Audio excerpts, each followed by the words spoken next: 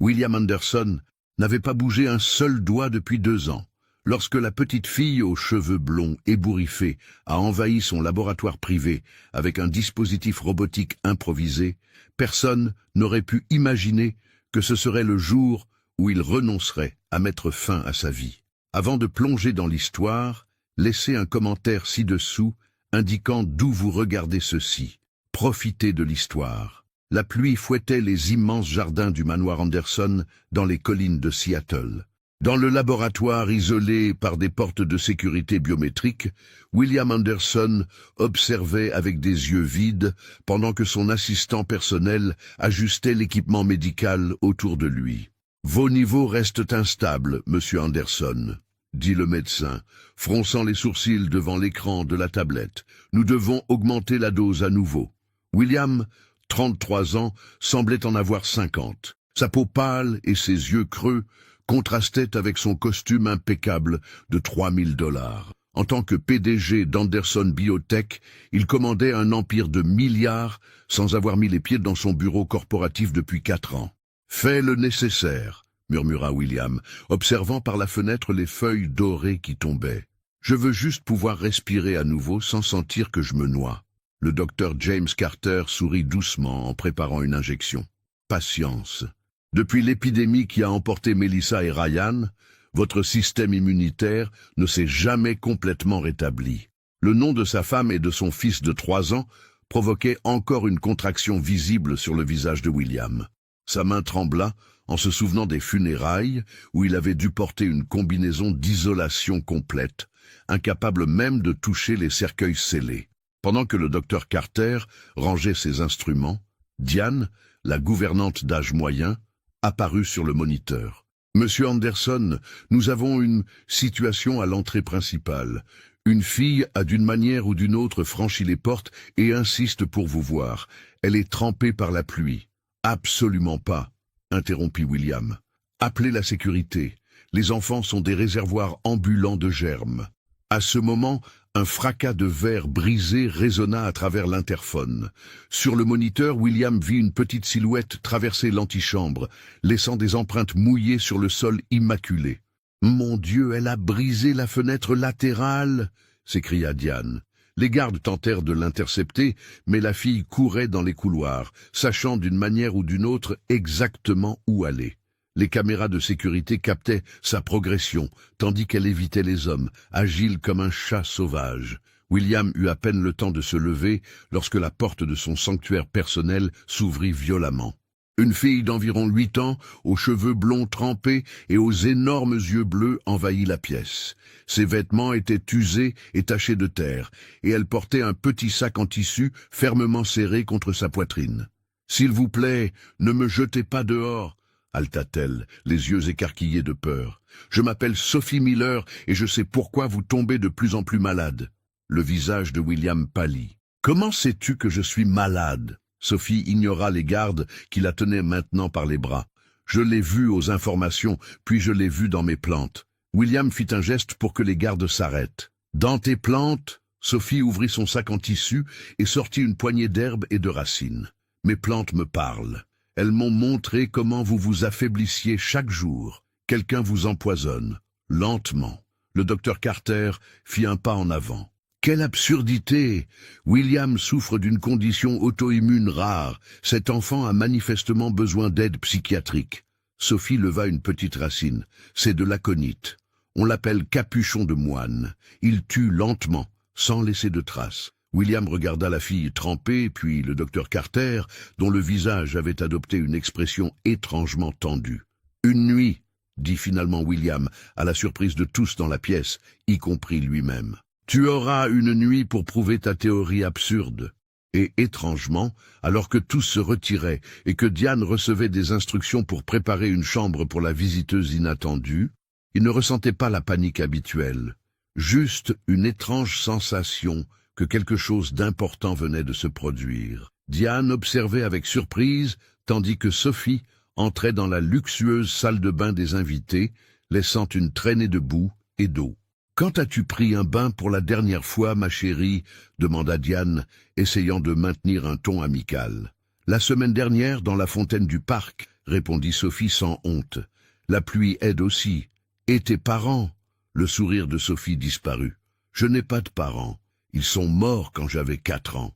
Après cela, j'ai été dans des familles d'accueil, mais personne ne veut d'une fille qui parle aux plantes. Après le bain, vêtue d'un pyjama en soie qui avait appartenu au défunt fils de William, Sophie semblait être une autre fille. Dans la cuisine ultra stérilisée, William observait tandis que la fille examinait le laboratoire de chimie improvisé qu'il avait permis d'installer. « Monsieur Anderson sera bientôt là », informa Diane. Sophie acquiesça. « Il a peur de moi, n'est-ce pas? Ou plutôt des germes qu'il pense que je porte. William n'a pas eu une vie facile, ma chérie. Il a tout perdu lors d'une épidémie de maladie rare il y a 4 ans. Sa femme et son fils, ils étaient toute sa famille. William entra, portant une combinaison de protection légère. Ton laboratoire improvisé est prêt. Maintenant, prouve ta théorie absurde sur l'empoisonnement. Sophie ne semblait pas intimidée. J'ai besoin d'échantillons de votre sang, de votre urine et de vos médicaments. Pendant l'heure qui suivit, Sophie travailla avec une concentration impressionnante. Elle broya des plantes, mélangea des extraits et ajouta des gouttes du sang de William à différentes solutions, tout en murmurant aux plantes. « Comment une fille de 8 ans en sait-elle autant sur la toxicologie ?» demanda Carter, sa voix étrangement tendue. « 7 ans, corrigea Sophie, et je ne sais pas, les plantes savent. » Elle leva un tube à essai contenant un liquide bleuâtre. « Comme je le soupçonnais. Aconite, quelqu'un vous empoisonne depuis des années. » William sentit son monde tourner. Seules quelques personnes ont accès à mes repas et à mes médicaments. « Exactement, » dit Sophie, regardant directement le docteur Carter. Le médecin fit un pas en arrière, son visage maintenant un masque de culpabilité. « William, vous n'allez pas croire au fantasme d'une enfant perturbée, n'est-ce pas? Et vous m'avez maintenu suffisamment malade pour dépendre complètement de vous, » répondit William, assemblant les pièces. Le docteur Carter sortit soudainement une seringue de sa poche. Cela n'aurait pas dû arriver.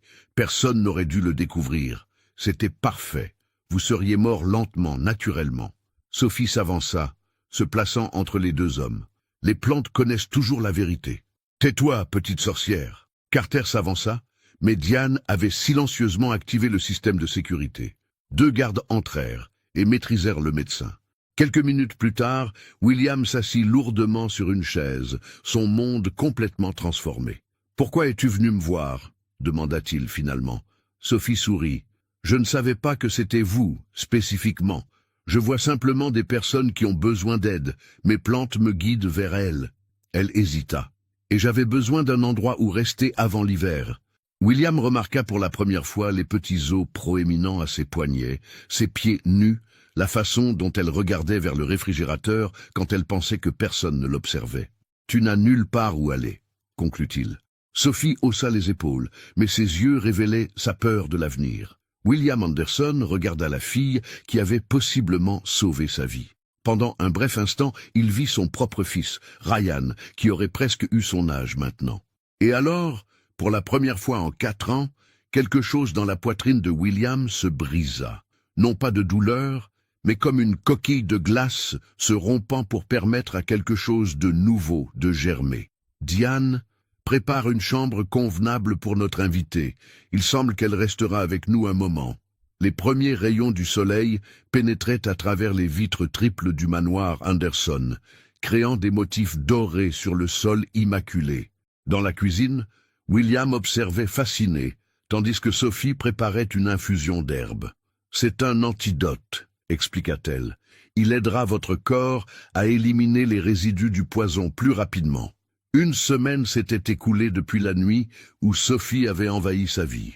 Le docteur James Carter était sous garde policière, faisant face à des accusations de tentative d'homicide. « Je ne comprends toujours pas comment tu l'as su, » commenta William, maintenant la distance sûre qu'il avait établie comme protocole. Sophie sourit en tendant la tasse à Diane, qui servait d'intermédiaire. Les plantes ont leur propre langage. Elles savent quand quelque chose ne va pas dans le monde naturel. « Que ferons-nous aujourd'hui ?» demanda Sophie, ses yeux bleus brillant d'anticipation. « Tu dois étudier, » répondit William fermement. « J'ai engagé un tuteur en ligne qui commencera aujourd'hui. » Le sourire de Sophie diminua un peu. L'école n'a jamais bien fonctionné pour moi. Les autres enfants pensent que je suis étrange. William ressentit une étrange douleur dans sa poitrine, de la compassion, un sentiment qu'il avait enfoui quelque part au fond de lui après la mort de sa famille. Le tuteur viendra seulement 3 heures par jour, concéda-t-il. Le reste du temps, tu peux continuer ton travail avec les plantes. Le visage de Sophie s'illumina. Puis-je utiliser la serre? Les plantes m'ont dit qu'il y en a une, fermée du côté est de la maison. William se figea, et Diane laissa tomber la cuillère qu'elle tenait. La serre avait été le refuge préféré de Mélissa, sa femme. « Comment sais-tu pour la serre ?» demanda William, la voix soudainement rauque. « Les plantes de la propriété manquent celles qui sont enfermées à l'intérieur, » répondit Sophie simplement. « Elles sont tristes et solitaires. » Après un long moment de silence, William hocha lentement la tête. « Diane, trouve les clés de la serre. Il semble que cet espace aura enfin un but à nouveau. » Cet après-midi-là, Sophie trouva William debout devant la serre. À travers les portes, il pouvait voir des plantes flétries et négligées, des fougères desséchées, des orchidées mortes, des vignes tombées. Sophie se tenait à l'entrée, ses yeux bleus grands ouverts d'émerveillement. Elles souffrent toutes, mais elles sont encore vivantes. Elles ont juste besoin de soins et de patience. William observa tandis qu'elle marchait dans le jardin, touchant doucement chaque plante. « C'est beaucoup de travail. Peut-être devrions-nous recommencer avec de nouvelles plantes. » Sophie se tourna vers lui, avec une expression sérieuse sur son jeune visage. « Il est facile d'abandonner ce qui semble mort, monsieur Anderson.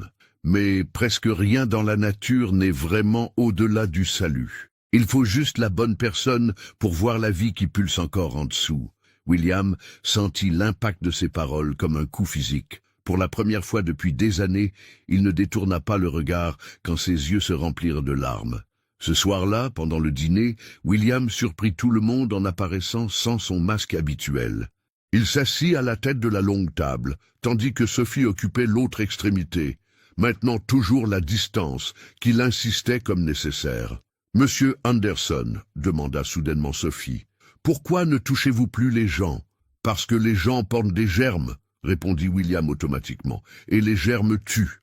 Mais les germes renforcent aussi, » argumenta Sophie. « Comme les vaccins, le corps apprend à se battre. Mon corps a perdu cette capacité, » expliqua William. « Après avoir perdu ma famille, mon système immunitaire ne s'est jamais remis. Ou peut-être ne lui avez-vous jamais donné la chance de se remettre, » suggéra Sophie doucement. « Les plantes m'ont appris que l'isolement prolongé affaibli ne renforce pas. » Quand William se retira dans sa chambre, il remarqua un petit vase avec une pousse verte sur sa table de chevet, quelque chose qui n'était pas là auparavant. À côté, une note écrite d'une écriture enfantine. « Pour Monsieur Anderson. C'est une plante d'aubépine. Elle renforce le cœur. Les plantes m'ont dit que vous en avez plus besoin que des médicaments. » William toucha la petite pousse du bout des doigts, sans protection. C'était la première fois en 4 ans qu'il touchait quelque chose de vivant sans gants. Si cette histoire touche votre cœur, laissez un like pour nous aider à atteindre plus de personnes qui ont besoin d'entendre parler d'espoir et de seconde chance. Continuez à regarder pour découvrir le secret derrière cette extraordinaire rencontre entre un milliardaire et une petite génie. La lumière du crépuscule baignait le bureau de William, tandis qu'il examinait le dossier sur sa table. Photos, rapports médicaux, dossiers scolaires, fragments de la courte vie de Sophie Miller, organisés chronologiquement. « Est-ce tout ce que l'enquête privée a pu rassembler ?» demanda-t-il à l'homme en costume assis en face de lui. « Oui, monsieur Anderson. Son historique est incohérent. Après l'accident qui a tué ses parents, elle a été placée chez une tante qui est décédée 2 ans plus tard. Le système d'adoption a pris le relais, mais il y a des périodes sans enregistrement. » William feuilleta les pages, s'arrêtant sur une photo particulière, Sophie à 5 ans, les yeux portant déjà une sagesse déconcertante. Et à propos de son soi-disant don avec les plantes, l'enquêteur ajusta sa cravate. Il existe des rapports des foyers d'accueil mentionnant un comportement inhabituel. Apparemment, elle prédisait des maladies, trouvait des objets perdus, et dans un cas notable, a guidé des équipes de secours jusqu'à un enfant perdu dans les bois, en disant que les arbres ont montré le chemin. Un léger coup à la porte interrompit ses pensées. Diane entra avec du thé. L'assistante sociale vient de partir. Elle semble satisfaite de l'arrangement temporaire. William hocha la tête, distrait par une page spécifique du rapport. « Diane, te souviens-tu quand l'accident qui a tué ma famille s'est produit ?»« Bien sûr, monsieur. Le 17 octobre, il y a 4 ans. Et ici, il est dit que les parents de Sophie sont morts le 19 octobre de cette même année. » Il regarda la gouvernante. « Une coïncidence étrange, non ?» William feuilleta le rapport jusqu'à trouver les détails de l'accident. Ses parents retournaient à Seattle quand leur voiture est sortie de la route lors d'une tempête violente. La même tempête qui a causé l'épidémie d'infection qui a emporté votre famille, compléta doucement Diane. William marcha jusqu'à la serre, où il trouva Sophie assise sur le sol, entourée de plantes en pot, leur parlant à voix basse. « Sophie, j'ai trouvé quelque chose d'intéressant aujourd'hui, à propos de l'accident qui a tué tes parents. » Le sourire de la fille s'évanouit. « Dans la grande tempête, je sais. La même tempête qui a indirectement causé la mort de ma famille. Une coïncidence remarquable. » Sophie resta silencieuse un moment. Les plantes ne croient pas aux coïncidences, monsieur Anderson. Elles voient des motifs, des connexions que les gens ignorent généralement. Et quels motifs voient-elles entre nous? Que des pertes similaires peuvent créer des ponts invisibles, répondit-elle, ses yeux bleus rencontrant les siens. Parfois, les gens sont attirés les uns vers les autres parce que leurs douleurs résonnent à la même fréquence. William sentit sa gorge se serrer. Peux-tu vraiment parler aux plantes, ou est-ce une façon d'expliquer une intuition inhabituelle? Sophie considéra sérieusement la question. C'est plus comme sentir. Les plantes ont une énergie, une vibration. Quand je touche une plante, je peux sentir ses marques. Elle hésita. Quand je suis arrivé ici, toutes les plantes de la propriété étaient imprégnées de votre douleur et du poison qui détruisait votre corps. Et comment as-tu su que c'était moi? Comment m'as-tu trouvé? Sophie baissa les yeux. Je ne vous cherchais pas spécifiquement. Je survivais juste. Mais cette nuit-là, pendant la tempête, un arbre est tombé dans le parc où je dormais habituellement. J'ai dû chercher un abri et les plantes m'ont guidé jusqu'ici. William sentit un nœud dans son estomac. Tu aurais pu mourir dans cette tempête. Beaucoup d'enfants dans les rues meurent tous les jours, monsieur Anderson, répondit Sophie avec une simplicité désarmante. J'ai été plus chanceuse que la plupart. William vit au-delà de l'extraordinaire fille, l'enfant vulnérable qu'elle était réellement. Orpheline, seule, survivant grâce à son intelligence et un don inexplicable. « Je t'ai apporté quelque chose à montrer, » dit-il, sortant une photographie de sa poche. « Ma femme, Mélissa, et notre fils, Ryan. » Sophie prit la photo avec précaution. Elle aimait ce jardin, son énergie est encore ici. Pendant 4 ans, j'ai gardé cet endroit fermé, incapable d'affronter les souvenirs. « Les souvenirs ne devraient pas être enfermés, » dit doucement Sophie. « Comme des plantes sans lumière, ils deviennent pâles et faibles. Ils ont besoin d'air et de soleil pour se renforcer. C'est ce que tu as fait pour moi. Apporter de la lumière dans des endroits que j'ai gardés dans l'obscurité pendant longtemps. Il y a autre chose que je dois vous dire, dit finalement William, à propos du docteur Carter et pourquoi il m'empoisonnait. » Sophie le regarda avec attente. L'enquête a découvert qu'il avait obtenu une police d'assurance à mon nom, falsifiant des documents. 200 millions de dollars qui seraient versés à une fondation qu'il contrôlait si je mourais de cause naturelle. C'est beaucoup d'argent, commenta Sophie. Oui, mais il avait aussi un autre motif. Carter était le médecin de garde la nuit où ma famille a été emmenée à l'hôpital. L'enquête suggère qu'il aurait délibérément retardé le traitement, surtout pour mon fils. Pourquoi? Ryan avait un groupe sanguin extrêmement rare, le même que le fils de Carter, qui avait besoin d'urgence d'une greffe de moelle osseuse. La compatibilité était presque parfaite. William déglutit.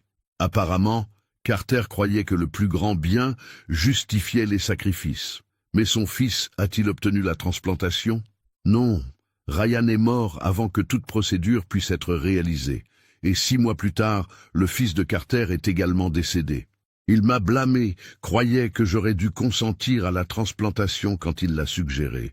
Alors, il a décidé de se venger, conclut Sophie, vous faisant souffrir lentement, tout en bénéficiant économiquement. Exactement. William leva les yeux. Et il aurait réussi, si ce n'était pour toi. Sophie sourit tristement. Les plantes disent que la vengeance est comme du sel dans une terre fertile. Rien de sain n'en pousse. L'assistante sociale veut connaître nos plans à long terme, dit finalement William. Ton séjour ici a été approuvé temporairement, mais ils veulent une solution permanente. Le visage de Sophie perdit un peu de son éclat. Je comprends. Vous voulez que je parte? Non, répondit William immédiatement. En fait, je pensais exactement le contraire. Pour la première fois, William vit un véritable espoir illuminer le visage de la fille.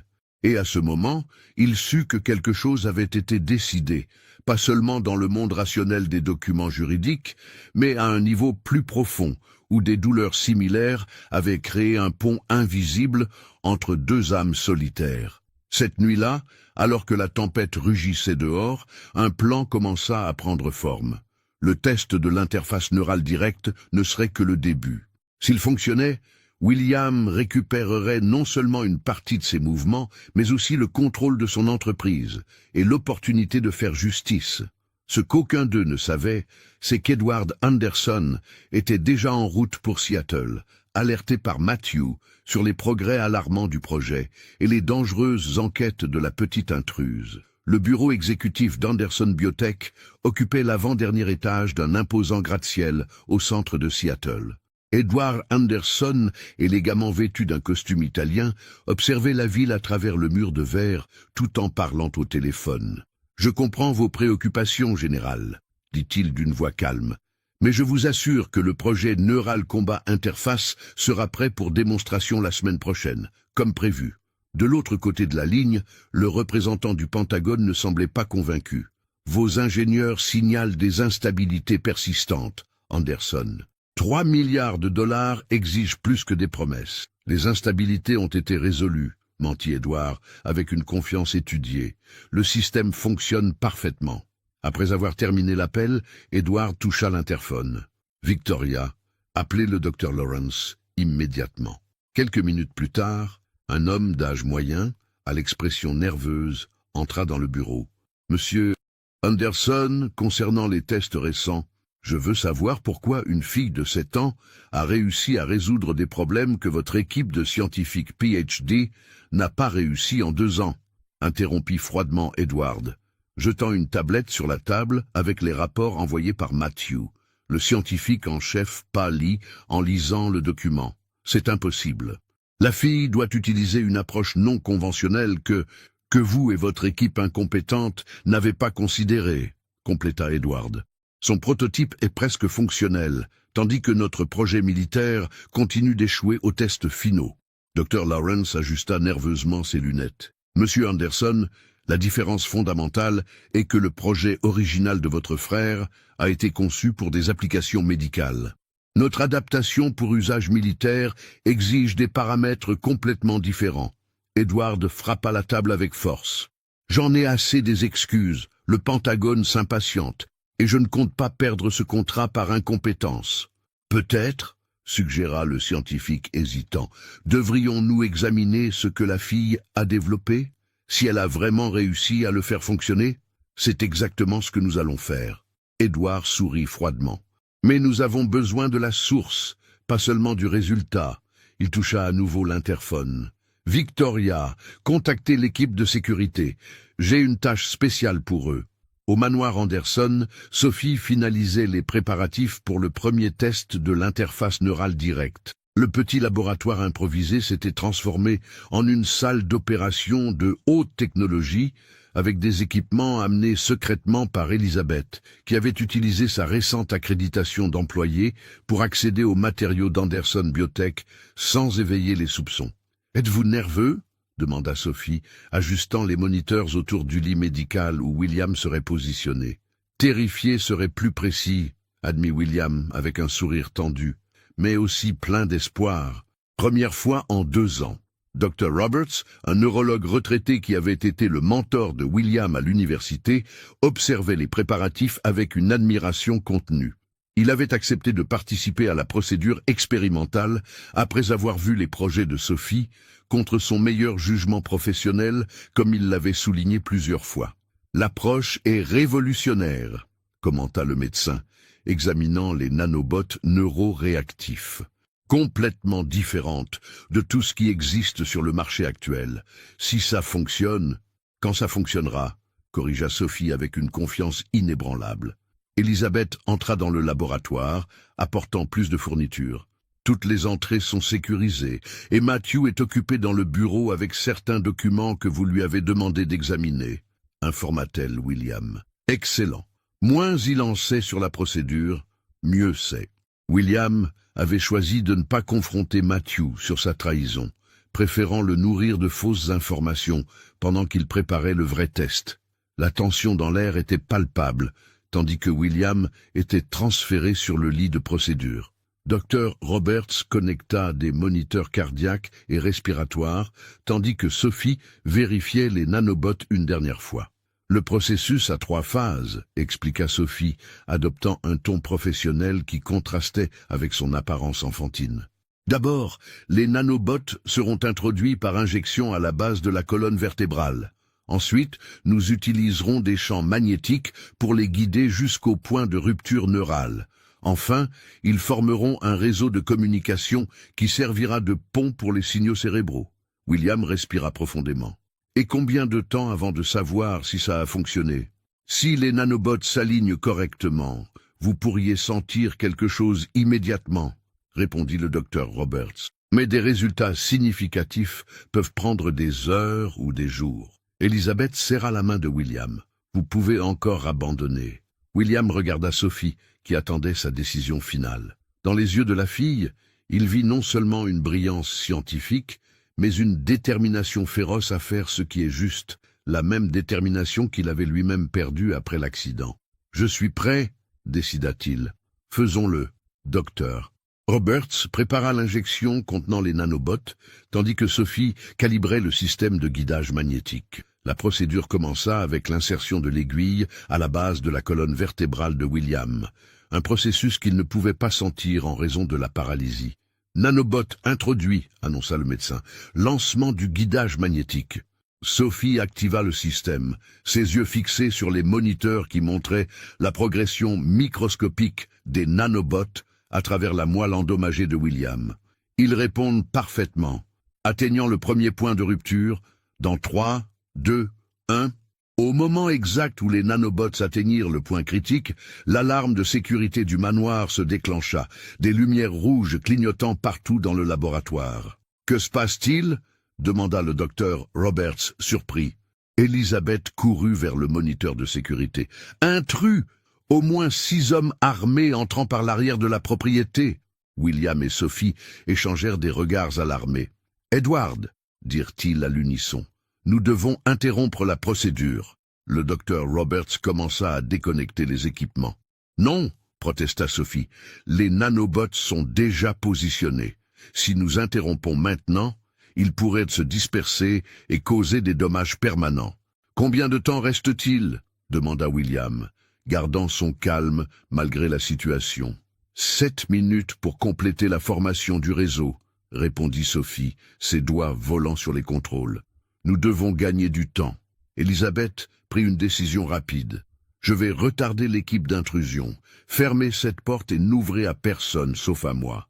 Elle sortit un petit spray de défense personnelle de son sac. Restez ici. Maman, non! Sophie tenta de l'arrêter, mais Elisabeth était déjà partie. Les minutes suivantes furent angoissantes. Les moniteurs affichaient la progression des nanobots, maintenant à 62%, tandis que des sons distants de confrontation résonnaient à travers le manoir. Dr Roberts surveillait attentivement les signes vitaux de William, qui restait stable malgré la tension. « Nous y sommes presque », murmura Sophie, la sueur coulant sur son front, tandis qu'elle surveillait chaque micro-mouvement des nanobots. 80%, 85%. La porte du laboratoire trembla sous l'impact de quelque chose de lourd. Quelqu'un essayait de forcer l'entrée. 90%, continua Sophie, ignorant le danger. 95%.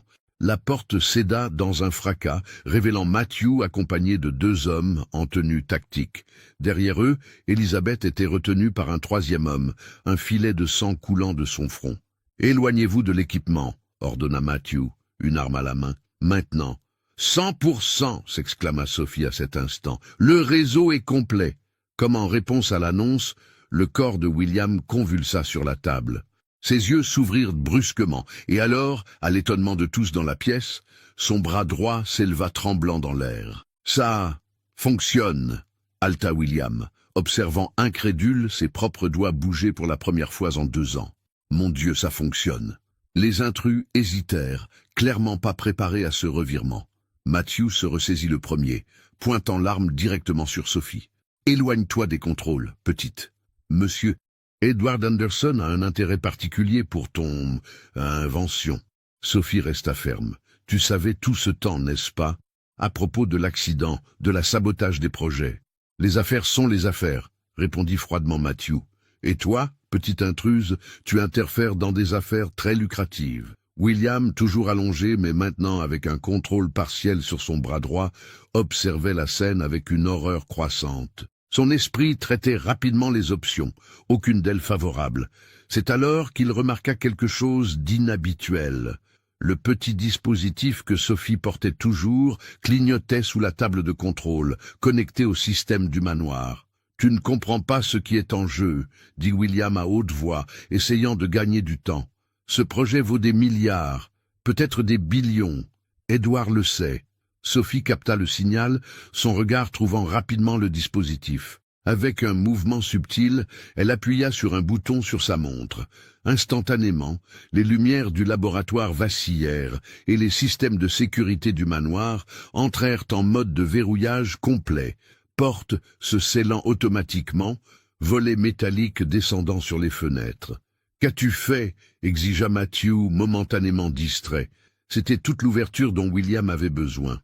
Avec son bras nouvellement récupéré, il saisit un instrument médical sur le plateau à côté de lui et le jeta contre l'interrupteur d'urgence sur le mur. Le laboratoire plongea dans l'obscurité, excepté pour les lumières d'urgence rouge sang. Le chaos régna dans les premiers moments d'obscurité, cris confus, ordres contradictoires, le bruit d'équipements renversés. Lorsque les lumières d'urgence se stabilisèrent, révélant la salle dans une lueur rouge fantomatique, la situation avait changé drastiquement. Sophie s'était réfugiée sous la table de contrôle, son petit dispositif clignotant encore pendant qu'il exécutait un programme. Elisabeth avait profité de la confusion pour se libérer et se positionnait maintenant de manière protectrice devant sa fille. Docteur Roberts avait conduit William derrière un équipement médical robuste qui offrait une certaine protection. Matthew et ses hommes se regroupaient rapidement, armes pointées dans différentes directions. « C'est une absurdité », dit Matthew avec un calme fin. « Le système de verrouillage ne fonctionnera que 10 minutes avant que les protocoles de sécurité ne le désactivent automatiquement. Personne n'a besoin d'être blessé ici. » « 10 minutes, c'est tout ce dont nous avons besoin, » répondit Sophie, sa voix ferme malgré la peur évidente. « Mon programme copie déjà toutes les preuves des serveurs d'Anderson Biotech. Email, registre de maintenance de l'hélicoptère, modification des projets, tout. » Matthew pâlit visiblement même sous la lumière rouge. « Bluff d'une fille désespérée. Une fille qui a piraté ton système de sécurité de dernière génération, » répondit William. Sa voix gagnant en force à mesure que les nanobots continuaient de restaurer les connexions neurales. « Je ne la sous-estimerai pas à ta place, Matthew. » L'assistant traître avança de quelques pas. « Monsieur Anderson, soyez raisonnable. Que comptez-vous faire? Exposer votre propre frère? Détruire l'entreprise que votre père a construite? Tout cela pour les théories d'une fillette intruse ?» William ressentit quelque chose qu'il n'avait pas expérimenté depuis longtemps, la colère. Pure, concentrée et motivante. « Edward a essayé de me tuer. Il a saboté une technologie qui aurait pu aider des milliers de personnes paralysées, tout pour vendre des armes à l'armée. C'est plus complexe que cela, » argumenta Matthew. Le marché militaire offrait une stabilité financière que les applications médicales ne pourraient jamais. « Mon père est mort à cause de ces complexes accords commerciaux, » cria Sophie, sa voix enfantine résonnante avec une fureur surprenante. « Il a découvert le sabotage et a été réduit au silence. » Un des hommes de sécurité chuchota quelque chose à l'oreille de Matthew qui consulta sa montre avec une expression tendue. Fini le temps de négociation. Edward arrive en hélicoptère et veut la fille et la technologie intacte. Le reste est dispensable. Elisabeth serra Sophie de façon protectrice. Vous devrez me passer sur le corps d'abord. Cela peut s'arranger, répondit froidement Matthew, faisant un geste pour que ses hommes avancent. À ce moment critique, William sentit quelque chose d'extraordinaire, une sensation revenant dans ses jambes, encore faible, indéfinie, mais incontestablement réelle. Les nanobots fonctionnaient au-delà des attentes, régénérant les connexions neurales à un rythme record. « Sophie » appela-t-il, sa voix basse mais urgente. « Combien de temps jusqu'au transfert complet des fichiers ?»« 3 minutes et 40 secondes. » répondit-elle, vérifiant son dispositif. « Mais le verrouillage de sécurité tombera avant ça. » William fit un effort monumental, se concentrant sur l'ordre à donner à ses jambes nouvellement éveillées. Avec une énorme difficulté, il réussit à glisser de la table à une position semi-droite, s'appuyant lourdement sur l'équipement. « Docteur Roberts, » chuchota-t-il, « j'ai besoin d'une distraction. » Le vieux médecin hocha gravement la tête. « J'ai eu une carrière assez longue. » Sans avertissement, il renversa une étagère d'équipement, créant un fracas assourdissant. Dans la confusion momentanée, William força ses jambes à supporter son poids pour la première fois en 2 ans. La douleur était atroce, mais quelque chose de plus fort le poussait, le besoin de protéger Sophie et sa mère, d'exposer la vérité, de récupérer sa vie. Matthew se rendit compte trop tard de ce qui se passait. William, chancelant mais déterminé, avait atteint le panneau de contrôle principal du manoir. « Éloigne-toi de là !» ordonna Matthew, pointant son arme. « Tu as oublié quelque chose d'important à propos de ce manoir, Matthew, » dit William, ses doigts tremblants suspendus au-dessus des contrôles. « Je l'ai conçu pour servir de bunker dans les cas extrêmes, y compris les attaques internes. » D'un mouvement rapide, William activa un protocole que personne d'autre que lui ne connaissait, Lockdown Omega. Immédiatement, des cloisons d'acier descendirent du plafond, séparant le laboratoire en sections isolées. Matthew et ses hommes se retrouvèrent piégés d'un côté, tandis que William, Sophie, Elisabeth et Dr. Roberts étaient protégés de l'autre. « Cela ne change rien !» cria Matthew à travers la barrière. « Dans 15 minutes, Edward sera ici avec plus d'hommes.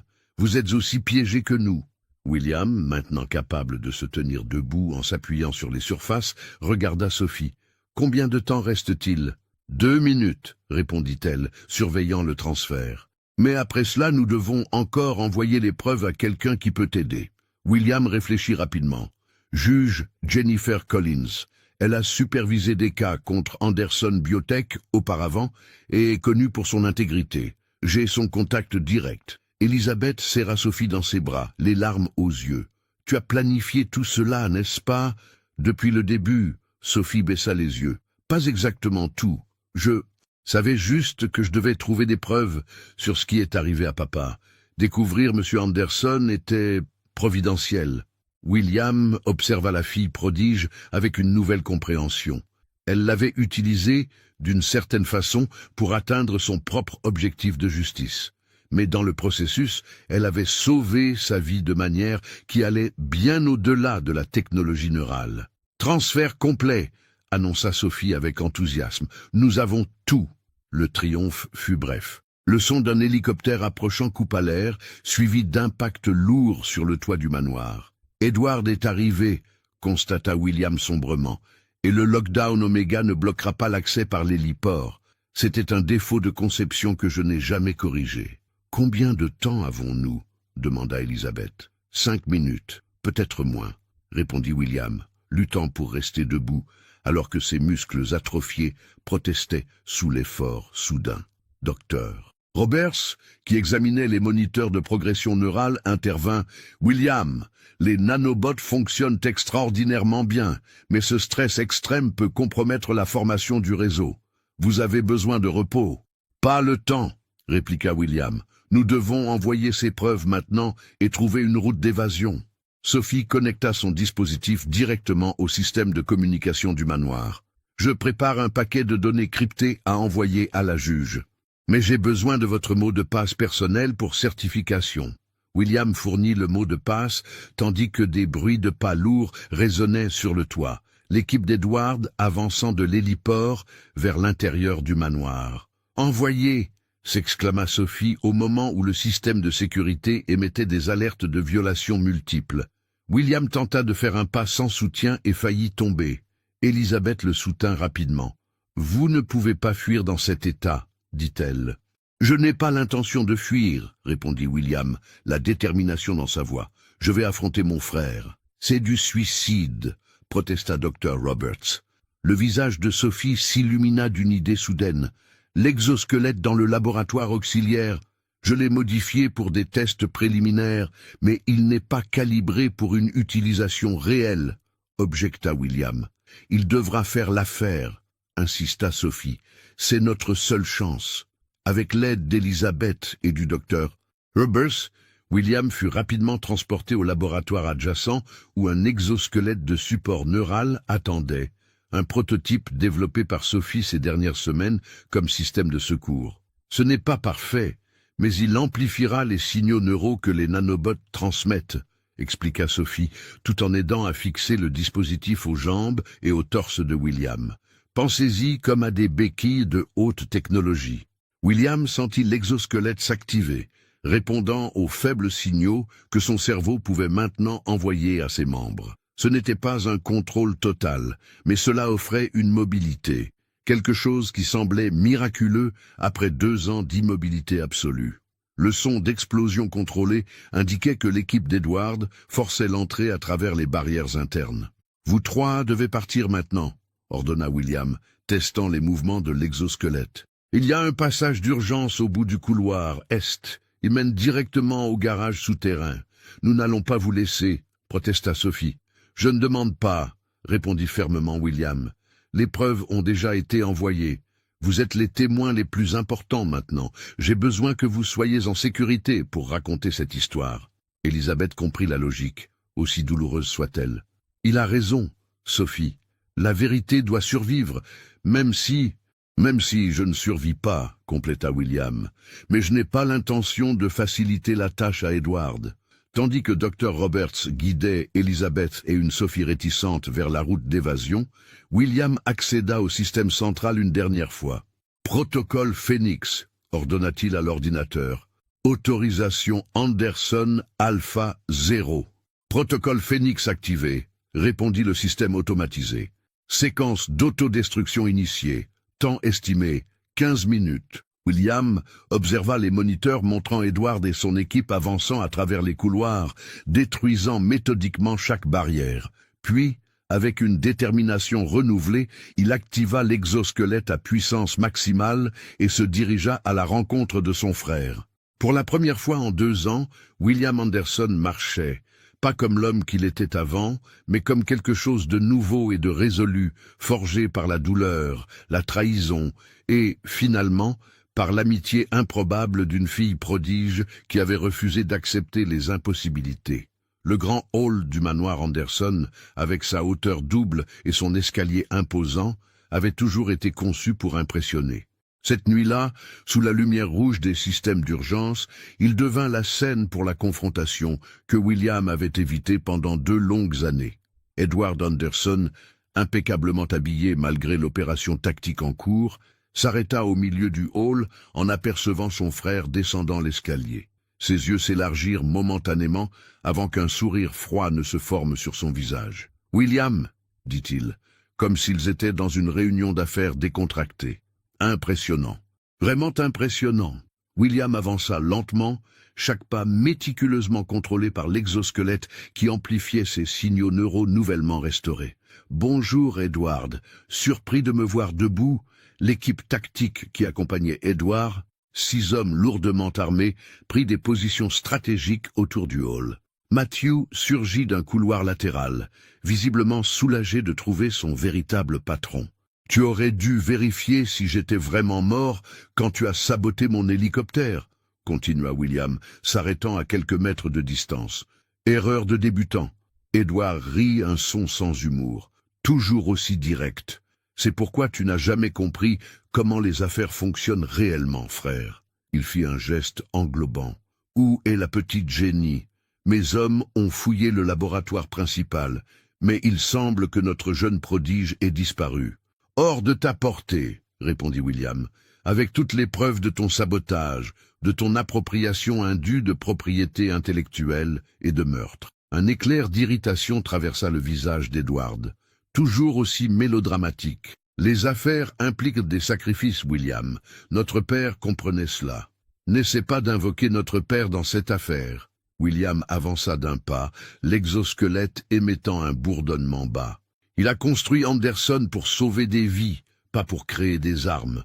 Edward soupira théâtralement. Le marché militaire vaut des billions, William. Tes précieux projets médicaux étaient financièrement insoutenables. J'ai sauvé l'entreprise, en essayant de me tuer au passage. Un malheureux effet collatéral. Edward haussa les épaules. Honnêtement, j'espérais que tu mourrais dans l'accident. Ta survie en tant que tétraplégique était incommode. La cruauté désinvolte dans les mots frappa William comme un impact physique. C'était son frère, son propre sang, parlant de sa tentative d'assassinat comme simple stratégie commerciale. Et le père de Sophie, Daniel Miller, c'était aussi un malheureux effet collatéral? Un bref éclair de surprise dans les yeux d'Edward. Ah, alors c'est pour ça que la petite intruse semblait familière, fille de Daniel. Il secoua la tête. Un autre idéaliste qui ne comprenait pas les réalités du marché. Tu l'as tué parce qu'il avait découvert tes manipulations dans le projet Neospine, accusa William, sa colère grandissant. Techniquement, c'est Matthew qui a organisé ce malheureux accident de voiture, corrigea Edward, désignant son complice. Mais oui, Miller est devenu un problème quand il a commencé à poser des questions inopportunes. La confession désinvolte, faite sans aucun remords, résonna dans le hall.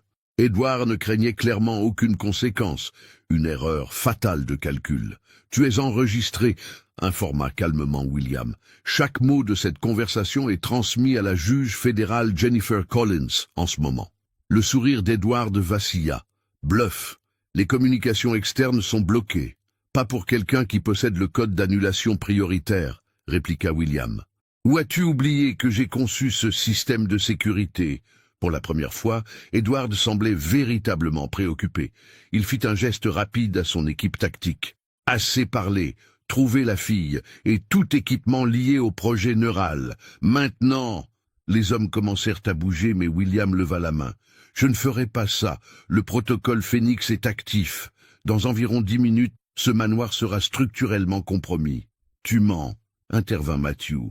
Le protocole Phoenix exigerait une approbation biométrique complète que tu ne pourrais pas fournir dans ton état. William sourit pour la première fois. Mon état s'est considérablement amélioré grâce à la petite intruse que vous recherchez.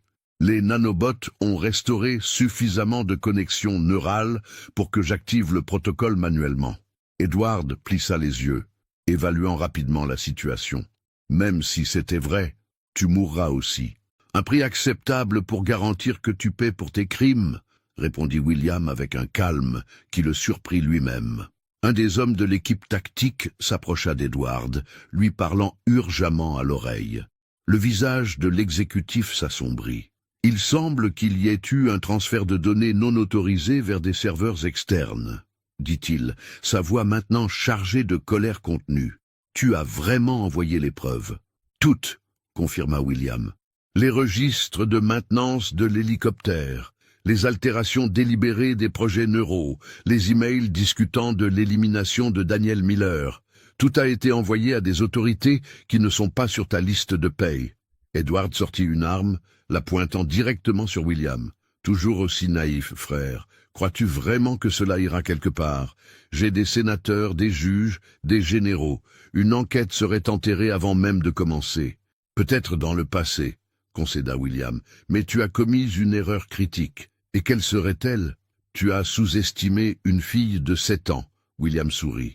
Sophie n'a pas seulement copié les fichiers, elle les a transmis simultanément à des dizaines d'organisations de presse, d'agences fédérales et de concurrents internationaux. C'est tout là-bas maintenant, hors de ton contrôle. Le visage d'Edward pâlit visiblement. À ce moment, Comme pour confirmer les paroles de William, tous les téléphones portables dans la pièce commencèrent à sonner et à vibrer simultanément, alerte de dernière minute. « Impossible !» murmura Edward, vérifiant son propre téléphone. Sur l'écran, des titres sur des allégations de sabotage et de fraude corporative contre Anderson Biotech commençaient à apparaître. William observa la compréhension de la défaite s'installer dans les yeux de son frère. C'était une vision à la fois satisfaisante et profondément triste. « C'est fini, Edward, » dit-il doucement. « La seule question qui reste est de savoir si tu sortiras d'ici dans une voiture de police ou dans un sac mortuaire quand cet endroit s'effondrera. » Edward leva l'arme à nouveau, sa main tremblant légèrement. « Peut-être que je n'irai pas seul. » Ce qui se passa ensuite se déroula en secondes, qui semblèrent éternelles. Edward appuya sur la gâchette, le son du tir résonnant dans le hall. William, pas encore totalement habitué à l'exosquelette, tenta de l'esquiver, mais ses mouvements étaient trop lents. L'impact n'arriva jamais. Une petite silhouette surgit d'un couloir latéral, lançant quelque chose qui frappa le bras d'Edward au moment exact du tir.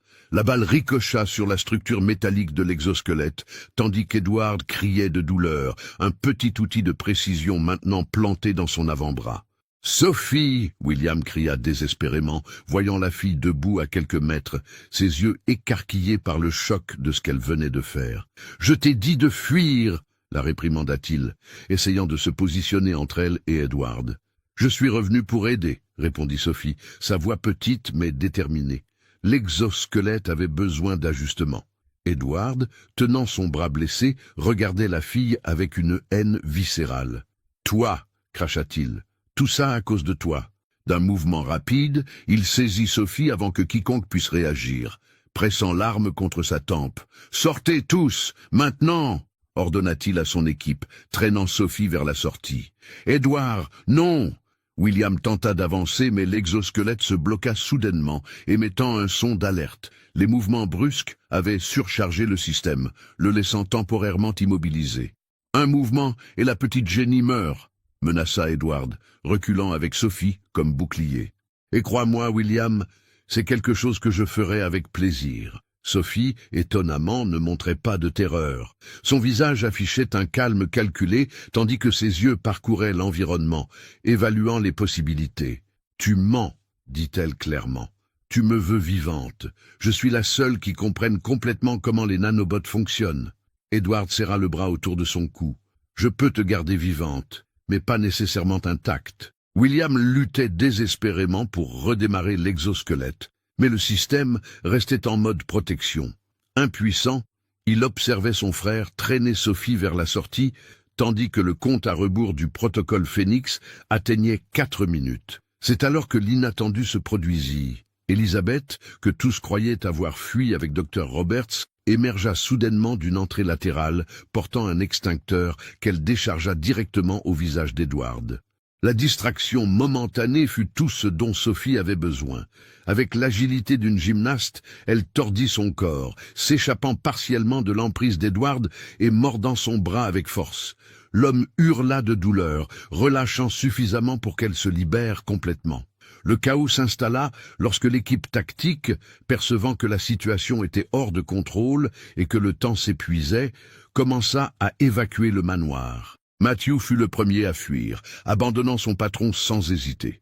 Edward, temporairement aveuglé par la poudre de l'extincteur, tirait frénétiquement l'arme, les balles ricochant sur les murs. « Vous ne pouvez pas me vaincre !» criait-il, sa composition élégante complètement désintégrée. « Je suis Anderson Biotech !»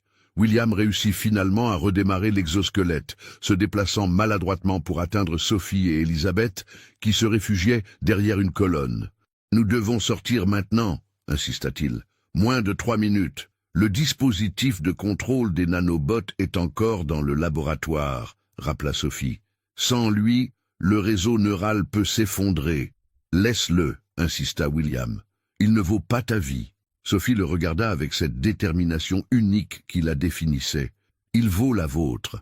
Sans le contrôleur, vos nanobots peuvent échouer complètement en 24 heures. » Avant que William ne puisse l'en empêcher, Sophie courut de nouveau vers le couloir menant au laboratoire. Elizabeth tenta de la suivre, mais William la retint. « J'y vais, » dit-il, ajustant l'exosquelette à puissance maximale. « Emmenez Edward. Les autorités ont besoin de lui vivant pour qu'il rende des comptes. » Elisabeth hésita seulement une seconde avant d'acquiescer. Edward, encore désorienté mais maintenant désarmé, fut relativement facile à maîtriser dans son état affaibli. William avança dans le couloir, chaque pas une bataille contre le temps et ses propres limitations physiques. Le laboratoire semblait infiniment distant, et les alertes du système annonçaient moins de 2 minutes avant l'effondrement structurel. Quand il atteignit enfin le laboratoire, il trouva Sophie luttant pour déconnecter le dispositif de contrôle central, un appareil complexe qui coordonnait l'activité des nanobots dans son corps. « Laisse ça !» cria-t-il. « Presque prêt !» répondit-elle sans regarder en arrière, ses doigts travaillant frénétiquement sur les câbles et connexions. 20 secondes. Le laboratoire commença à trembler, de petits morceaux du plafond tombant autour d'eux. William n'attendit plus. Ignorant les protestations de l'exosquelette, il avança rapidement, saisit Sophie d'un bras et le dispositif partiellement déconnecté de l'autre. « Plus de discussion », dit-il fermement, l'emmenant dehors, tandis que des alertes d'effondrement imminent sonnaient dans tout le manoir. Le chemin du retour semblait interminable, chaque couloir plus instable que le précédent. William sentait ses muscles nouvellement réveillés protester violemment, même avec le soutien de l'exosquelette. Sophie tenait le précieux contrôleur contre sa poitrine, surveillant ses signaux pendant qu'il courait. « 50 secondes !» alerta-t-elle quand ils aperçurent enfin la sortie principale. Elisabeth attendait dehors, gardant un Edward maintenant menotté sous surveillance. À quelques mètres plus loin, des voitures de police et des ambulances commençaient à arriver, alertées par le système automatique du manoir. 40 secondes. Sophie continua de compter tandis qu'il traversait le hall. William sentit l'exosquelette faiblir, ses mouvements devenant erratiques. « Il ne tiendra pas », alerta-t-il. « Si, il tiendra », insista Sophie, ajustant quelque chose sur le dispositif qu'elle portait. « Je redirige l'énergie directement au nanobot. Juste un peu plus. 20 secondes !» Avec un effort final surhumain, William franchit les portes principales. Sophie fermement sécurisée dans ses bras et le contrôleur protégé entre eux. Ils titubèrent à travers les jardins, s'éloignant autant que possible de la structure condamnée. 10, 9, 8. Ils atteignirent Elisabeth et Edward au moment exact où des officiers de police avançaient pour prendre la garde. 3, 2, 1. Le monde sembla s'arrêter un instant, puis, avec un rugissement assourdissant, le manoir Anderson commença à imploser sur lui-même, des années d'histoire et de secrets disparaissant dans un nuage de poussière et de débris. William, Sophie et Elisabeth observaient la destruction, unis par un lien forgé à travers le danger et la détermination partagée. Edward, à genoux sur l'herbe, regardait les ruines de son empire et de ses ambitions avec un désespoir silencieux. À ce moment, avec des sirènes sonnant en arrière-plan et des journalistes commençant à s'agglutiner aux portes de la propriété, William sentit l'exosquelette finalement échouer complètement. Ses genoux cédèrent, et il serait tombé si ce n'était pour Sophie, qui positionna rapidement le contrôleur de nanobot contre sa poitrine. « Ne vous inquiétez pas », dit-elle avec une confiance qui défiait son âge. « Ce n'est que le début. » Et d'une certaine façon, en observant la détermination dans ses yeux bleus, tandis que les premiers rayons de l'aube illuminaient le ciel, William la crut complètement. 6 semaines après l'implosion du manoir Anderson, le centre de réhabilitation neurale de Seattle vibrait d'une activité inhabituelle. Dans le gymnase thérapeutique, sous l'observation attentive d'une équipe médicale internationale, William Anderson fit ses premiers pas totalement indépendants en plus de 2 ans. Il n'y avait pas d'exosquelette cette fois, seulement ses propres muscles, renforcés par des semaines de physiothérapie intensive, travaillant en conjonction avec le réseau de nanobots que Sophie avait créé. « Posture plus droite », instruisit Sophie, maintenant officiellement reconnue comme consultante spéciale du programme de réhabilitation malgré ses 7 ans. Elle marchait à côté de William, iPad en main surveillant les signaux neuraux en temps réel. Les nanobots fonctionnent à capacité optimale, mais vos muscles se réajustent encore. William sourit, ajustant sa posture selon les instructions. Chaque pas était un petit miracle. Autoritaire comme toujours, plaisanta-t-il. Ce ne serait pas nécessaire si vous suiviez le protocole que j'ai établi, rétorqua Sophie, mais il y avait un sourire dans ses yeux. De l'autre côté du gymnase, Elisabeth observait la scène avec un mélange de fierté et d'inquiétude maternelle. À ses côtés, Dr. Roberts prenait des notes détaillées dans le dossier médical. « Je n'arrive toujours pas à y croire », commenta le vieux médecin. « En 40 ans de neurologie, je n'ai jamais rien vu de remottement similaire à cette récupération. Les nanobots ne restaurent pas seulement les connexions neurales, ils stimulent la régénération du tissu lui-même. » Elisabeth acquiesça. Sophie a toujours eu cette intuition sur le fonctionnement des choses. Même avant l'accident qui a blessé son bras, elle démontait et reconstruisait des appareils électroniques comme si c'était un jeu. Un don extraordinaire, Dr. Roberts convint, que le monde entier connaît maintenant. C'était vrai. Depuis la chute dramatique du manoir Anderson et l'emprisonnement subséquent d'Edward pour de multiples accusations, le nom de Sophie Miller était devenu synonyme de génie précoce. Des programmes d'information, des revues scientifiques et même des dirigeants mondiaux parlaient de la fille qui a réinventé la neuroscience. William compléta son tour du gymnase, chaque pas plus ferme que le précédent. Quand il atteignit à nouveau Sophie, il s'offrit un moment de célébration sincère, levant les mains en l'air. « Sans chute !» L'équipe médicale applaudit, certains avec des larmes aux yeux. Pour des professionnels qui passèrent des carrières entières à voir des patients avec des lésions médulaires sévères, confinés définitivement à des fauteuils roulants, le progrès de William n'était rien de moins que révolutionnaire. « La docteure Weber de l'université de Berlin est arrivée », annonça un assistant, s'approchant de William. « Elle attend dans la salle de conférence avec les représentants de l'OMS. » William hocha la tête. « Dites-lui que je serai là dans 15 minutes. » Il regarda Sophie. Prête à changer quelques paradigmes médicaux aujourd'hui, la fille ajusta ses lunettes, une nouvelle addition depuis qu'elle avait commencé à travailler formellement avec l'équipe médicale. Née prête. Tandis que William se retirait pour se préparer à la réunion, Sophie s'approcha de sa mère. Malgré toute l'attention et la reconnaissance, elle restait une enfant de 7 ans qui avait occasionnellement besoin du réconfort maternel. « Comment te sens-tu, chérie ?» demanda doucement Elisabeth. « Fatiguée, admit Sophie, mais heureuse. Les nanobots fonctionnent mieux que prévu. » Elisabeth serra sa fille dans ses bras. « Ton père serait incroyablement fier. » La mention de Daniel Miller apportait encore une ombre de tristesse, mais maintenant mêlée à un sentiment de justice accomplie. Edward Anderson et Matthew faisaient face à un procès pour conspiration, fraude corporative et homicide. Les preuves que Sophie avait recueillies étaient irréfutables. Dans la salle de conférence, les leaders de la médecine mondiale attendaient avec impatience. La technologie des nanobots neuraux que Sophie avait développée représentait une avancée qui pourrait transformer des millions de vies. William, maintenant vêtu formellement mais sans cravate, une concession à son nouveau style de vie plus détendu, se prépara à entrer dans la salle. Sophie, à ses côtés, ajusta son propre costume formel miniature, un cadeau spécial de William pour ces occasions. « Tu te souviens de notre accord ?» Il vérifia. Sophie leva les yeux au ciel, un geste étonnamment adolescent. « Oui, pas de terminologie excessivement technique, expliquée de façon que tous comprennent et vous laissez gérer les questions politiques. Et je suis encore une enfant qui a besoin de temps pour jouer et être normale. » compléta-t-elle avec un soupir exagéré, bien que « normal » soit un concept hautement subjectif et culturellement déterminé. William rit. Ça, exactement ça. Quand ils entrèrent dans la salle, un silence respectueux s'établit.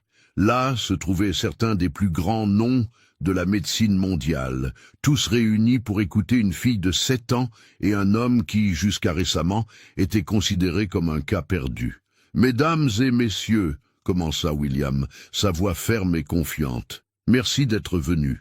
Ce que nous allons présenter aujourd'hui n'est pas seulement une nouvelle technologie, mais une façon complètement nouvelle de penser les lésions neurales. » Sophie fit un pas en avant, connectant sa tablette au système de projection. Sur l'écran, Des images microscopiques des nanobots en action apparurent, de petites merveilles technologiques naviguant entre les cellules neurales, créant des connexions là où il n'y avait auparavant que des dommages irréparables. Les Neuralink, comme nous les appelons maintenant, ne sont pas seulement des dispositifs mécaniques, expliqua Sophie, sa voix petite mais claire. Ils sont adaptables, sensibles à l'environnement neural unique de chaque patient. Pendant l'heure suivante, William et Sophie menèrent la présentation comme une équipe parfaitement synchronisée. Ils fournissaient le contexte et les implications pratiques.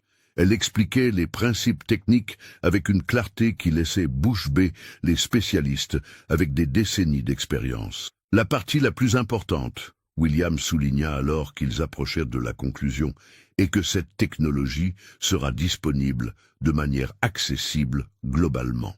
Un murmure parcourut la salle. Étant donné le potentiel du marché, beaucoup s'attendaient à des prix exorbitants ou un accès restreint. La fondation Anderson Miller, que nous avons récemment établie, garantira que le traitement soit disponible pour tous ceux qui en ont besoin, indépendamment des ressources financières. William continua. Ce n'est pas un produit commercial, c'est un droit humain. Sophie acquiesça fermement à ses côtés, clairement la force motrice derrière cette approche. Pour elle, la technologie n'a jamais été une question de profit ou de reconnaissance. C'était une question de justice. Justice pour son père, pour William, et pour tous ceux qui souffriraient inutilement si la technologie restait inaccessible. Après la présentation, tandis que les spécialistes s'agglutinaient pour poser des questions, William remarqua Sophie s'éloignant silencieusement vers la fenêtre. Il la suivit, reconnaissant les signes d'épuisement émotionnel qui l'affectaient occasionnellement lors d'événements comme celui-ci. « Trop de bruit ?» demanda-t-il doucement, se positionnant à côté d'elle. Sophie acquiesça, observant le mouvement de la ville en contrebas. « Parfois, c'est trop, je sais, » William convint. « Pour un esprit comme le tien, le monde doit parfois sembler insupportablement lent et bruyant. »« Ce n'est pas ça, » corrigea Sophie, le surprenant. « C'est que... ils ne comprennent pas vraiment, n'est-ce pas? Pour eux, ce sont juste des graphiques et des chiffres et du potentiel de marché. Ils ne ressentent pas ce que c'est d'avoir son corps qui vous trahit ou de perdre quelqu'un qu'on aime à cause de l'avidité d'une autre personne. » William sentit un nœud dans sa gorge. Dans des moments comme celui-ci, la maturité émotionnelle de Sophie était aussi impressionnante que son intellect. « Tu as raison, » admit-il. « Ils ne comprennent pas, mais grâce à toi, beaucoup de gens n'auront jamais besoin de comprendre ce type spécifique de douleur. » Sophie le regarda, ses yeux bleus brillants d'une émotion complexe. « Est-ce que ça en valait la peine, tout ce qui s'est passé ?» William réfléchit soigneusement. Les dernières semaines avaient été un tourbillon de déclarations à la police, d'audiences judiciaires, d'attention médiatique et de défis médicaux. L'Empire Anderson avait été complètement restructuré. William reprenant le contrôle et redirigeant le focus de l'entreprise vers les applications médicales. « Si tu demandes si j'échangerais ma paralysie contre la vie que j'avais avant, non, » répondit-il honnêtement. Ce William était un homme différent, un homme qui ne te connaissait pas, qui ne comprenait pas vraiment ce que sa propre technologie pourrait signifier. « Mais vous avez perdu tant de choses, » insista Sophie. « Votre maison, une partie de votre famille... » « Et j'ai gagné une nouvelle famille, » William compléta, lui souriant. « Beaucoup plus bruyante et autoritaire, je dois ajouter. » Sophie leva les yeux au ciel, mais ne put cacher un sourire. « Je crois que c'est ce que les gens ne comprennent pas à propos de la véritable innovation. » William continua. « Il ne s'agit pas seulement de créer quelque chose de nouveau, il s'agit de détruire ce qui ne fonctionne plus pour faire de la place à quelque chose de meilleur. » Un assistant s'approcha respectueusement, informant que les représentants étaient prêts pour la prochaine phase de la présentation, la démonstration pratique avec des patients volontaires. « Dites-leur que nous commencerons dans 5 minutes. » William instruisit. Quand l'assistant s'éloigna, il tendit sa main à Sophie. « Prête à leur montrer ce que « impossible » signifie vraiment ?» Sophie ajusta ses lunettes, cette lueur de détermination revenant dans ses yeux. « Toujours. » Tandis qu'ils marchaient ensemble de retour vers la conférence, lui, avec des pas stables qui s'amélioraient chaque jour, Elle, avec la confiance de quelqu'un qui avait réécrit les règles de la médecine moderne, William réfléchit au voyage extraordinaire qui les avait amenés ici. 2 ans auparavant, il avait tout perdu et prévoyait de mettre fin à sa vie. 6 semaines auparavant, il avait affronté son propre frère dans une bataille pour la vérité et la justice. Et maintenant, grâce à une intruse improbable qui avait refusé d'accepter les impossibilités, non seulement il marchait à nouveau, mais il dirigeait une révolution médicale qui changerait d'innombrables vies. C'était une seconde chance qu'il n'avait jamais espérée, et il était déterminé à l'honorer à chaque pas du chemin. Le tribunal fédéral de Seattle imposait une atmosphère de formalité sévère. Au banc des témoins, Sophie Miller était assise droite, ses jambes atteignant à peine le sol, tandis qu'elle répondait aux questions du procureur avec une clarté surprenante pour ses 8 ans récemment accomplis. Et êtes-vous absolument certaine que les documents que vous avez récupérés des serveurs d'Anderson Biotech n'ont été manipulés d'aucune façon ? Demanda la procureure, une femme d'âge moyen, à l'expression aimable mais déterminée. Absolument certaine, répondit Sophie. Les enregistrements de hachage numérique confirment l'authenticité. De plus, les confessions enregistrées de M. Edward Anderson au manoir corroborent le contenu des documents. Au banc des accusés, Edward Anderson observait le témoignage avec un mélange de mépris et de résignation. À ses côtés, Matthew évitait tout contact visuel, ayant déjà négocié un accord de collaboration premier.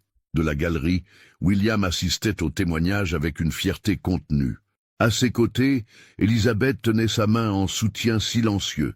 8 mois s'étaient écoulés depuis l'implosion dramatique du manoir et le procès d'Edward arrivait enfin à ses phases finales. « Mademoiselle Miller, » continua la procureure, « selon vous, le projet Neural Combat Interface développé par Edward Anderson était-il basé sur le travail original de votre père, Daniel Miller ?» L'avocat de la défense se leva immédiatement. « Objection. Le témoin a 8 ans.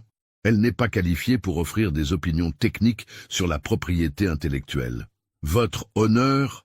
La procureure contre-argumenta. « Sophie Miller a été certifiée comme experte technique dans ce tribunal sur la base de ses qualifications exceptionnelles déjà établies. » La juge, une femme à l'expression sévère, qui avait initialement montré du scepticisme quant à la participation d'une enfant si jeune au procès, acquiesça.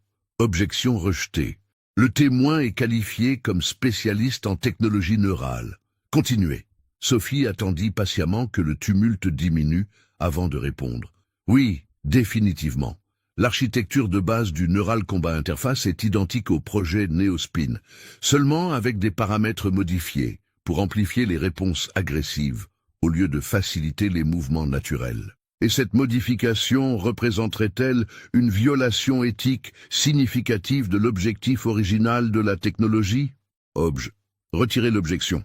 Edward interrompit son propre avocat, un sourire froid se formant sur son visage. Il se pencha en avant, regardant Sophie directement. Laissez la fille répondre. Je suis curieux d'entendre sa définition de l'éthique dans les affaires. La juge lança un regard d'avertissement à Edward, mais permit que la question reste. Sophie rencontra le regard d'Edward sans hésitation. L'éthique n'est pas relative au contexte, Monsieur Anderson. Prendre une technologie conçue pour guérir des personnes paralysées et la transformer en quelque chose qui augmente la capacité des soldats à tuer plus efficacement n'est pas une décision d'affaires. C'est une perversion du but fondamental de l'innovation médicale.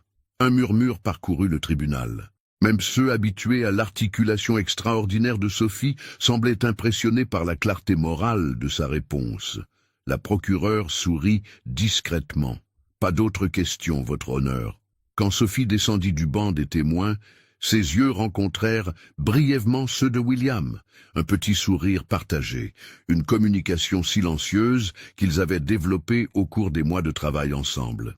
3 jours plus tard, le jury revint avec son verdict, coupable sur tous les chefs d'accusation. Edward Anderson fut condamné à 30 ans de prison pour conspiration, fraude corporative, manipulation de marché et complicité dans les assassinats de Daniel Miller et dans la tentative d'assassinat de William. Dans le hall du tribunal, après le verdict, des journalistes s'agglutinaient autour de William et Sophie, les bombardant de questions. « Monsieur Anderson, que se passe-t-il maintenant avec l'entreprise? Comment vous sentez-vous en voyant votre propre frère condamné? Sophie, continueras-tu ton travail à la fondation Anderson Miller ?» William leva les mains, demandant le silence. « Nous ne ferons qu'une brève déclaration. La justice a été rendue aujourd'hui, pas seulement pour moi ou pour Daniel Miller, mais pour tous les patients qui auraient pu bénéficier des années plus tôt de la technologie qui a été délibérément supprimée. » Il fit une pause, ajustant sa posture. Ses mouvements étaient presque complètement normaux maintenant, grâce aux nanobots et à des mois de physiothérapie intensive. À partir de demain, Anderson Biotech deviendra officiellement Anderson Medical Technologies. Notre premier acte sera de libérer tous les brevets liés à la technologie Neuralink pour usage humanitaire global. Nous avons déjà établi des partenariats avec 50 hôpitaux dans 30 pays pour commencer les traitements immédiatement. Les journalistes explosèrent en plus de questions, mais William fit un geste vers Sophie, qui fit un pas en avant. La fondation Anderson Miller, annonça-t-elle avec une confiance surprenante, établit des bourses pour de jeunes scientifiques de communautés défavorisées à travers le monde. Nous croyons que l'avenir de la médecine réside dans les esprits qui n'ont actuellement pas la chance de contribuer. Un journaliste réussit à se faire entendre au-dessus du tumulte. « Sophie, maintenant que tu as 8 ans, envisageras-tu une éducation normale? Peut-être fréquenter une école ?» La question fit Sophie marquer une pause. C'était quelque chose qu'elle et sa mère avaient discuté extensivement ces derniers mois. Entre le développement des Neuralink, le procès et sa célébrité croissante, il y avait peu d'espace pour des expériences enfantines normales. « En fait, » répondit-elle après une brève hésitation, « je commence à l'école Lakeside le semestre prochain. J'assisterai à des cours réguliers avec des enfants de mon âge, en plus de continuer mon travail à la fondation en horaire limité. » William posa doucement sa main sur l'épaule de Sophie. « Nous croyons fermement que les génies ont aussi besoin de récréation, » ajouta-t-il avec un sourire, terminant efficacement la conférence de presse. À la sortie du tribunal, une limousine les attendait. Elisabeth était déjà à l'intérieur, conversant avec animation avec Dr. Roberts sur les préparatifs pour la conférence internationale de neurosciences qui aurait lieu le mois suivant. « Comment te sens-tu » William demanda à Sophie, tandis que le véhicule glissait dans la circulation de Seattle. Sophie regardait par la fenêtre, observant la ville qui était devenue son nouveau foyer. « Soulagée », répondit-elle honnêtement, « mais aussi étrange. C'est fini, n'est-ce pas? La partie justice, du moins. » William acquiesça, comprenant parfaitement. Quand on cherche justice pendant si longtemps, son obtention peut laisser un vide inattendu. La partie justice est terminée, convint-il. Mais la partie guérison commence à peine. Sophie sourit, s'adossant dans le siège. Pour la première fois depuis longtemps, elle semblait vraiment une fille de 8 ans, fatiguée après une longue journée, impatiente de rentrer à la maison et simplement exister sans le poids du monde sur ses petites épaules. Ce soir-là, Sophie sourit, s'adossant sur le banc. « Ça », acquiesça-t-elle doucement, « est l'importance cruciale de vérifier les systèmes de sécurité contre les petits intrus déterminés. » William rit doucement pour ne pas réveiller Elisabeth, surtout s'il porte des sacs mystérieux de plantes. Ce voyage extraordinaire d'espoir a-t-il touché votre cœur? N'oubliez pas de laisser un like et de partager avec des amis et des membres de la famille qui ont besoin d'entendre ce message d'espoir. Pour continuer à soutenir des histoires comme celle-ci et avoir accès à du contenu exclusif, envisagez de devenir membre de la chaîne en cliquant sur le bouton « Devenez membre » ci-dessous. Chaque don nous aide à continuer d'apporter des histoires inspirantes comme celle-ci pour vous. Commentez ci-dessous quelle était votre partie préférée et quelle histoire vous aimeriez entendre ensuite.